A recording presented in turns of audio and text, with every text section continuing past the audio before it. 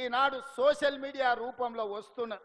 లేని అవాకులు చవాకులకు మంత్రముల మీద ఈరోజు ప్రచారాలు చేస్తున్నారు, ప్రత్యక్షంగా పరోక్షంగా. ఈనాడు టెండర్ల గురించి కొన్ని పత్రికలు రాస్తున్నాయి. సింగరేణిలో కొంత కుంభకోణం జరిగింది, బొగ్గంత మాయమైందని.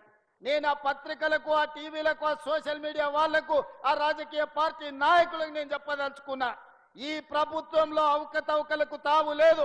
అనవసరమైన ప్రచారాన్ని, తప్పుడు ప్రచారాన్ని కల్పించడం ద్వారా అపోహలు కల్పించి మళ్ళీ శుక్రాచార్యుడు, మారీచుడు, సుబాహుడు బలపడడానికి మీరు ప్రత్యక్షంగానో పరోక్షంగానో సహకారం చేస్తున్నారు. మీకు మీడియా పంచాయతీలుంటే తలుపు మూసుకొని కొట్టుకోండి, లేకపోతే ఒకరి మీద ఒకరు బురద జల్లుకోండి.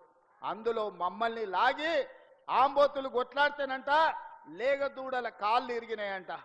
ఇద్దరు మీడియా యజమానులు కొట్లాడుకుంటే మీరు కొట్లాడుకోండి, కానీ మా మంత్రులని బదనాం చేసే కార్యక్రమాన్ని మీరు తీసుకోకండి.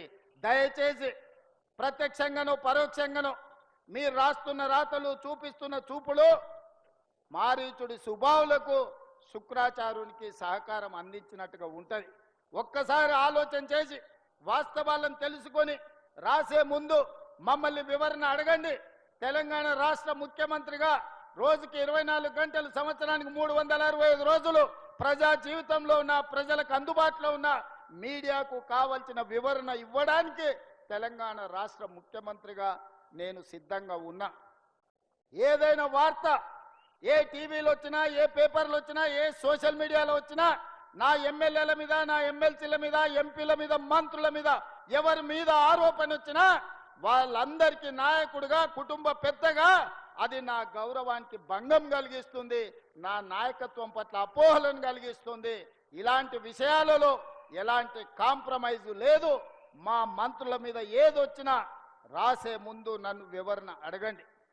ఈ ప్రభుత్వాన్ని అందరినీ సమన్వయం చేసుకొని, అందరి సహకారం తీసుకొని, అనుభవజ్ఞులైన తుమ్మల లాంటి వాళ్ళ అనుభవాన్ని తీసుకొని ఈరోజు ఈ ప్రభుత్వాన్ని నడుపుతున్నాం. 24 గంటలు పని చెయ్యాలి అంటే, సమ్మక్క సారలమ్మ గుడిని 100 రోజుల్లో పూర్తి చెయ్యాలి అని అంటే ఆ బాధ్యతను మీ అభిమాన నాయకుడు పొంగులేటి శ్రీనివాసరెడ్డి గారికి బాధ్యత ఇచ్చి 100 రోజులు